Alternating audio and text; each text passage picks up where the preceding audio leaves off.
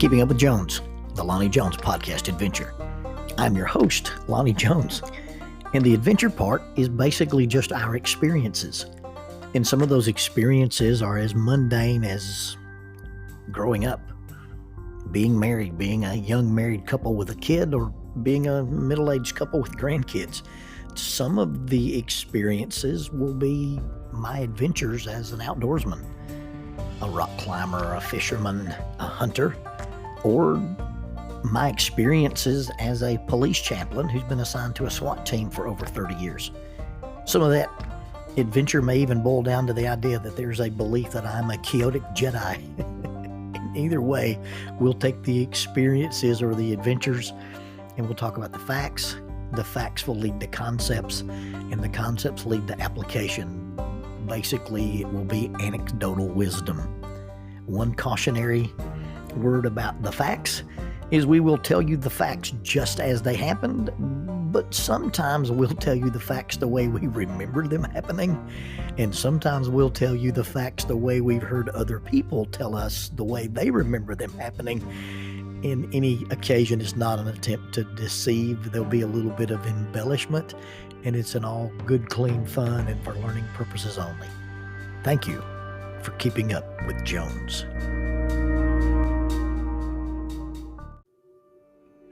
Introducing the Bible degree with digital ministry. Paul used the marketplace and the synagogue to reach an expanded audience. We have access to the internet and social media. I once heard it said that when McDonald's introduced the drive-through window, they did not change the Big Mac, only how it was delivered. Faulkner University is now offering a new digital ministry track for their Bible degree. Faulkner's degree provides training in understanding and teaching the gospel, alongside training that will allow students to create quality digital content. Opportunities for evangelism in the digital spaces is unlimited, and this is innovative ministry education for our contemporary culture. One of the instructors is a two-time Emmy-winning former ESPN designer. Members of the Church of Christ could be eligible for the full tuition Jacque Scholarship in order to pursue this special area of study. For more information, contact admissions at faulkner.edu. That is admissions at faulkner.edu. Faulkner University is a digital partner with Keeping Up with Jones, the Lonnie Jones podcast adventure. It was early in the morning and we were in the alchemy lab yet again. My sweet wife turned self-styled homesteader was standing there at our kitchen counter, and she was concocting some more sourdough bread. Now, this recipe that she uses and the thing that she does with her bread making, it's not on the same level as turning water into wine, but she turns goop into bread. She's getting really good at it, but every now and then, every so often, it doesn't work the way it's supposed to work. And using the words of my friend Mark Plemons, it doesn't turn out as leavened bread or unleavened bread. It basically turns out as uneven bread. Well, on this particular morning in this chemistry lab, Professor Dumbledore is explaining to me how she could make her own vanilla extract. In all fairness, I can't fault her. I like basic, simple things. When I climb trees to hunt, I don't use mechanical devices like jumars and rope walkers and camming devices. I like to climb using just very simple friction hitches.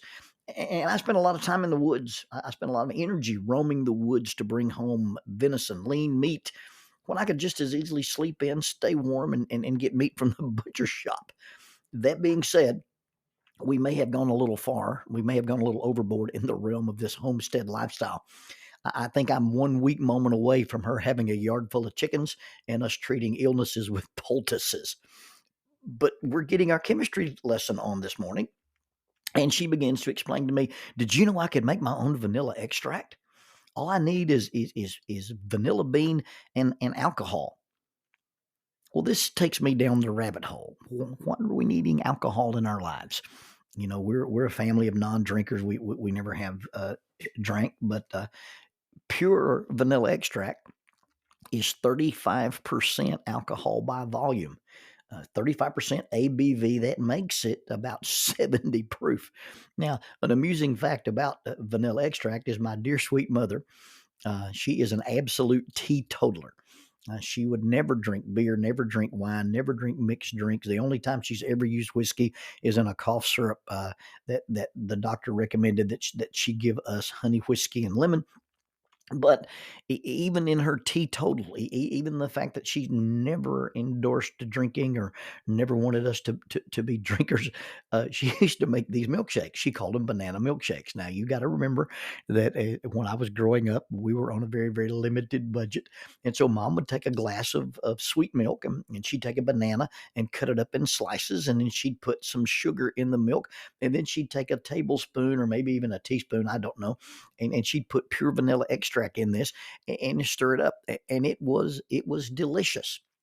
You sit around and you eat the banana with the spoon, and then when you finish that, you drink the milk.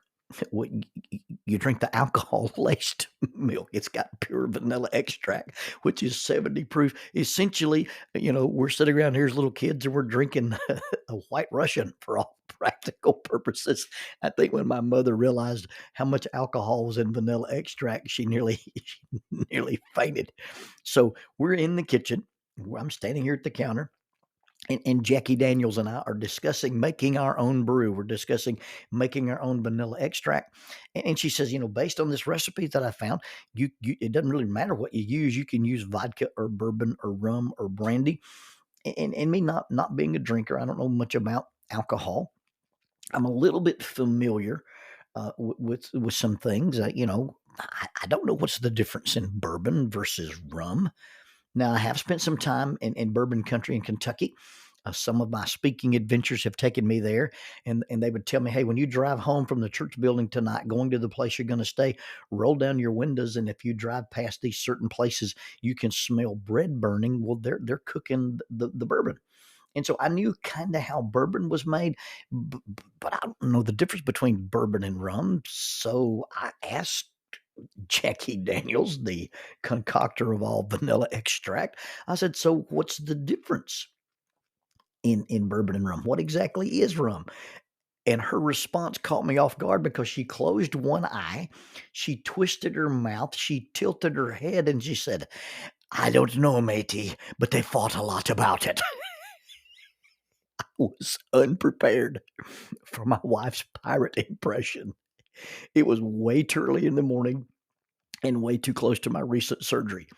It's the most pain I've been in post-surgery because one should not laugh that hard with fresh wounds in their abdominal area.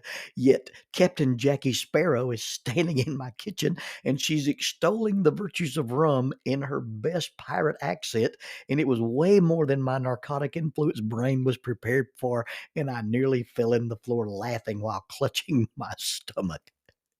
Now there's a website and it or a site. I don't know if it's a website. It's a little thing, and it's called Weird History. And according to Weird History, the pirate accent, the "Arr, matey" and "Shiver me timbers," originated when Robert Newton, an English actor, first portrayed Long John Silver in the screen adaptation of Robert Louis Stevenson's Treasure Island. Newton basically used an exaggerated version of his own accent. He's from an area in the UK called the West Country.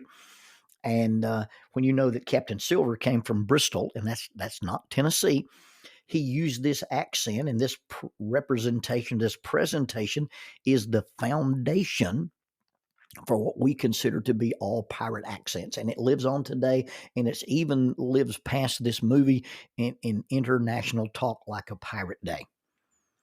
Now this region, this West Country, it had a population of people, and their dialect was a little bit different. They emphasized the "r" sound when they spoke. They would substitute "be" for "is" and "are." You be walking the plank instead of you are going to walk the plank. And then if you told them something and they affirmed it, instead of saying yes, they would substitute "r" for their assent or their affirmation of something. Now, all this is according to a linguist, and this linguist's name is Molly Babel. Now, just think about that. You've got a story in the book of Genesis about the mixing up of all the languages, and it took place at a site known as the Tower of Babel. And now you've got a linguist named Molly Babel. You can't make this stuff up. Anyway, in truth, pirates came from all over the world. And some of the pirates were military men. Some of the pirates were what we would call privateers. Some of the pirates would have spoken in a educated dialect. Some of the pirates would have had a formal English. They would have had French, Welsh, and even Scottish accents. But what we consider pirate slang is basically just sailing terms that kind of got accommodated into Hollywood language, and they've taken on different meanings over time. You know, words like avast and ahoy and landlubber and shiver me timbers. All those things were just things that these guys would have said as sailors, but instead of it becoming sailor language, it became pirate language. In fact, the word ahoy was just a greeting. You know, two ships are getting close to each other, and you want to hail the other ship. You would simply yell ahoy. And it was so common in language that Alexander Graham Bell said, hey, that's how we should answer this thing we call the telephone. You should pick the phone up and say ahoy. But it was replaced by a suggestion. It was replaced by a proposal by a gentleman named Thomas Edison. He said, I think we should use the word hello. And hello was not in common use among most people as a greeting. It really originated as a version of the word hello, H-A-L-O or H-O-L-O, and you'd shout it really, really loud to get somebody's attention. But it actually became the standard greeting for the way you answer the telephone. Now, hello, Hello, as a greeting and spelled in its present form, was featured in a publication in 1833. And the publication is titled Sketches and Eccentricities of Colonel David Crockett of West Tennessee. Apparently, this mountain man, this southerner, would greet people and say hello rather than the normal standard formal greeting. And way before Colonel Crockett ever used it, long, long ago in a galaxy far, far away, General Ben Kenobi would greet people right before a lightsaber duel. And his first introduction in the very first Star Wars movie was his conic Ben Kenobi, hello there. But I digress. You realize that pirates talk the way they talk because we think pirates talk that way. Or when we're imitating pirates, we talk that way because we think we sound like pirates. If you imitate a pirate, you have to close one eye, you have to tilt your head, and you have to growl your words. But our rendition, our production of the pirate speech is only because a guy named Robert Newton did it as his interpretation of it. It's Robert Newton's version of a pirate, and that's what it sounded like, and so we think that's what pirates sound like. You realize that in the Gilbert and Sullivan's December 31st, 1879 production, The Pirates of Penzance, the pirates didn't talk that way. In fact, it was not until 1950 that all pirates suddenly talked the way Newton talked. So when we talk like a pirate, we're actually talking like an actor pretending to be a pirate, and we're not actually talking like an actual pirate. We imitate what we think is authentic. But because of our short view of history, we have this thing where we tend to see things only from our generation, only from our perspective, or only from our experience. And from the vantage point of the way we see things, it's very short-sighted. You know, nobody's ever given a lot of deep thought into, hey, how did pirates actually talk? We take an actor in a movie in the 1950s, and because he did it that way, we think that's the way it was always done, and we've just kind of given a pass to all people who imitate pirates, whether it's correct or incorrect. Our understanding of things and the way we perceive things oftentimes becomes the only way we are willing to look at those things.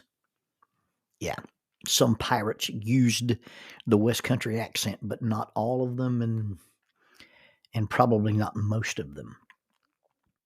We believe what we've been told to believe based on what others believed or at least wanted us to believe. Be careful, all dogs bite. That will sting you. All dogs are dangerous. Did you realize tomatoes used to be considered to be poisonous? You can't eat poke salad. You should eat eggs. You should not eat eggs. Sugar is bad for you. Sugar is good for you. Fat is bad for you. Fat is good for you. Climate is or is not changing. Masks work or don't work, and everybody should have a vaccine. Just look how many times the accepted, what we consider to be, well, everybody knows that. Everybody knows that's how a pirate talks. Just think how many times the accepted science has been wrong, has been misleading, or purposefully deceptive. And then we get this information about what works or doesn't work, or what it sounds like or doesn't sound like, and we pass it along generationally, or we accept it generationally. And we believe what we believe, and we've never actually thought about what or why we believe it. We've never questioned this. We've never taken the time to ask, did it really sound that way? We've never asked ourselves, is this accurate? We've accepted. That's just what a pirate sounds like. Everyone accepts that. We believe that because that's how it has been portrayed. And nobody ever wrote a book on this is how you should talk like a pirate. Well, at least not until International Talk Like a Pirate Day. We talk like we think pirates talk because that's the way one actor talked when he was given the job to talk like a pirate. But just because that's all we've ever seen, just because that's all we've ever heard, just because that's all we've ever known, does not mean that's the way it really is, and does not mean that's the way it's supposed to be. Just because that's what we've only ever seen doesn't mean it's accurate. It doesn't mean it has to be that way, and doesn't mean it has to keep being done that way. You see, you're playing a role. You've got a part to play. And you may be a dad, a mom, a husband, a wife, a friend, a neighbor, a son, a patriot, a sibling. It's your role. And in your role, you get to decide what it looks like. In your role, you get to decide how it sounds. And if you decide it needs to sound differently, you can make it different regardless of how you've seen it portrayed in your past.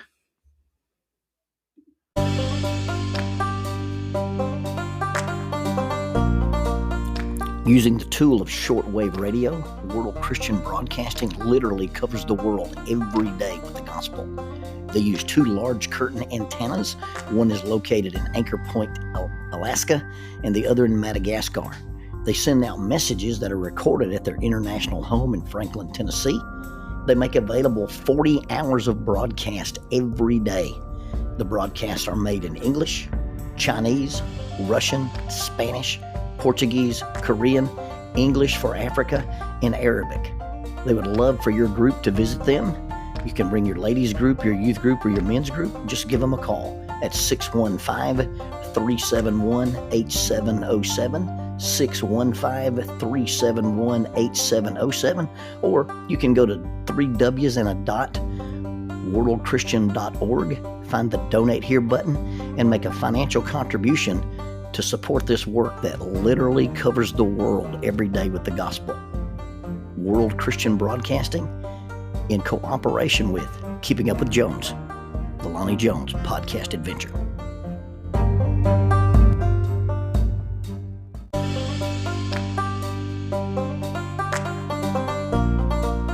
The mission of Heritage Christian University is simple.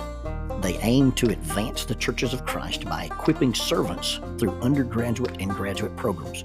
Heritage Christian University produces effective communicators of the gospel, focusing on evangelism and a commitment to Scripture. Heritage Christian University is accredited by the Association for Biblical Higher Education and offers the following degrees: Associate of Arts in Biblical Studies, Bachelor of Arts in Biblical Studies, Master of Arts, Master of Ministry, and Master of Divinity.